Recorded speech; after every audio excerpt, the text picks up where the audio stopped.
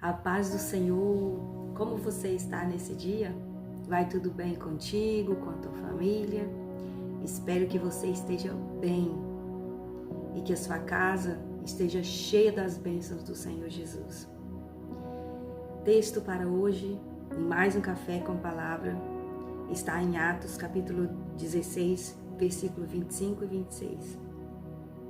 E perto da meia-noite, Paulo e Silas oravam e cantavam hinos a Deus, e outros presos escutavam. E de repente sobreveio um tão grande terremoto, que os alicerces dos cárceres se moveram, e logo se abriram todas as portas, e foram soltas as prisões de todos. Glória a Deus. Aleluia. Esta é uma história linda, onde nós vemos o agir de Deus, o mover de Deus. Nós podemos contemplar o poder de Deus atuando na vida desses homens. Eles estavam na Macedônia, em Filipos, e Paulo e Silas, quando eles saíram para orar nessa cidade, de repente veio de encontro com eles uma mulher, e ela tinha um espírito de adivinhação, e esse espírito de adivinhação trazia para os senhores dessa mulher muito dinheiro. Ela usava ela, né, era uma serva, uma escrava, e eles usavam ela para ganhar dinheiro, porque ela adivinhava e as pessoas pagavam por isso.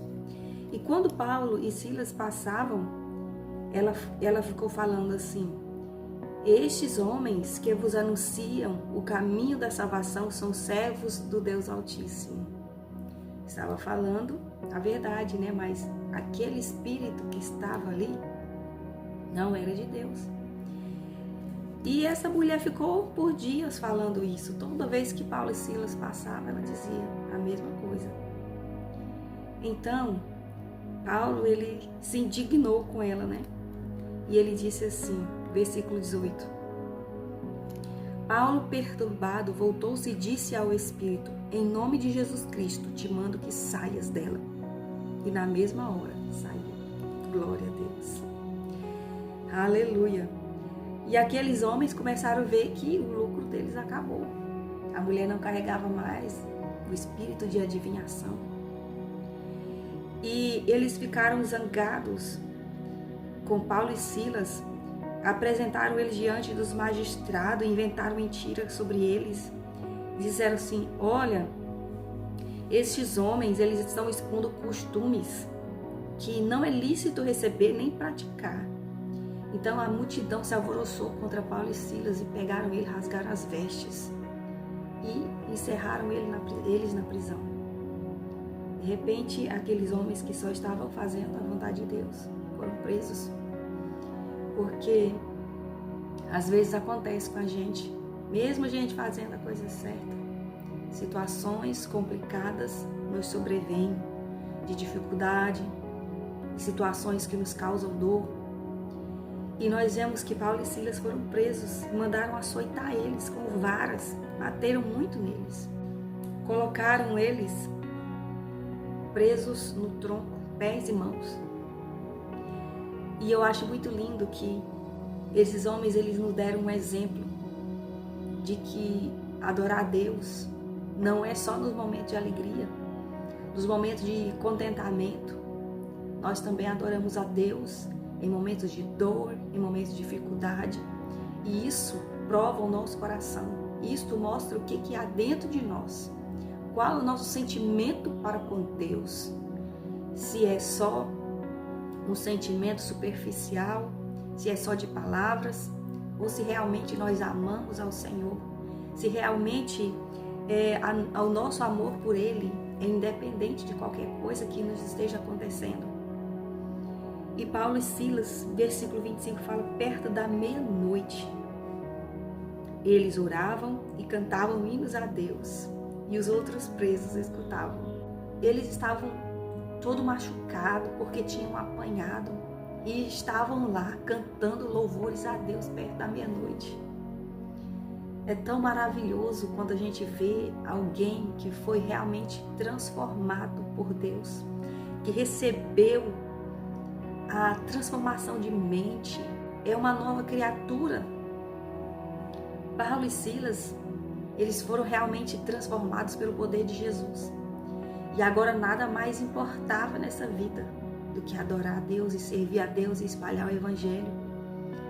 Se fosse para sofrer, se fosse para padecer por Jesus, que seja. O importante é que eles sabiam quem era Jesus e sabiam o poder que ele tem e que ele poderia fazer por eles. Paulo e Silas sabiam que Jesus poderia livrar se quisesse. Mas eu creio que esses homens tinham tanta convicção, e mesmo que eles não fossem livres dessas cadeias, que se eles fossem mortos naquele dia, eles morreriam felizes, sabendo para onde eles iam e com quem eles estariam a partir daquele dia. Isso é fé, isso é salvação, isso é ser transformado por Jesus. Louvado seja o nome do Senhor. A palavra de Deus conta que, enquanto eles oravam e cantavam, de repente sobreveio um tão grande terremoto que os alicerces dos cárceres se moveram e logo se abriram as portas e foram soltas as prisões de todos. Glória a Deus. Todos foram soltos das suas prisões. É isso que o louvor faz. Enquanto você louva a Deus, mesmo em momentos de dificuldade, o Senhor, Ele vai quebrar prisões, seja na sua vida, seja na vida de quem estiver perto de você. Foi isso que aconteceu com Paulo e Silas. Quando eles louvaram, quando eles adoraram a Deus, não foram só as prisões deles que caíram. As prisões de todos os que estavam presos, as prisões caíram. E é isso que Deus quer através de nós. Que o nosso louvor, que a nossa oração, que a nossa adoração seja para quebrar prisões, não só na nossa vida.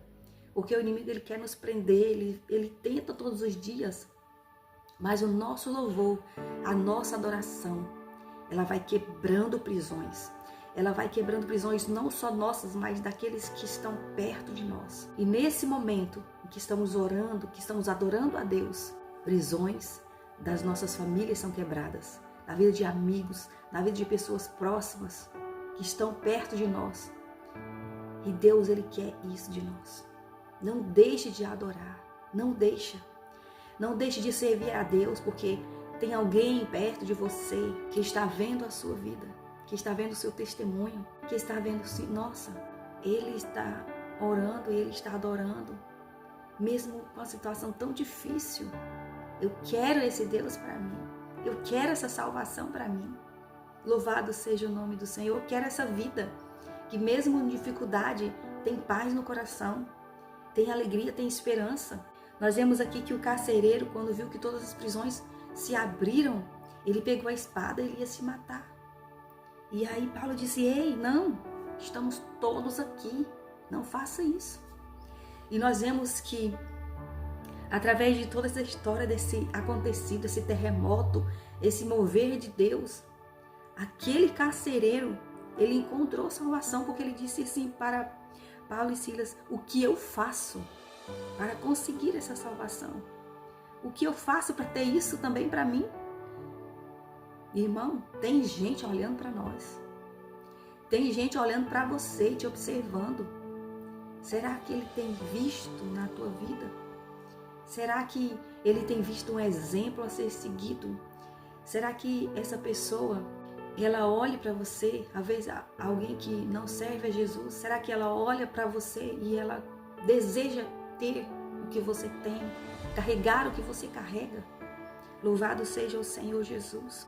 Quando o carcereiro disse, senhores, o que é necessário que eu faça para me salvar? Eles disseram assim, crê no Senhor Jesus e será salvo tu e a tua casa. Glória a Jesus, aleluia. Eles pregaram para o carcereiro e o carcereiro foi salvo.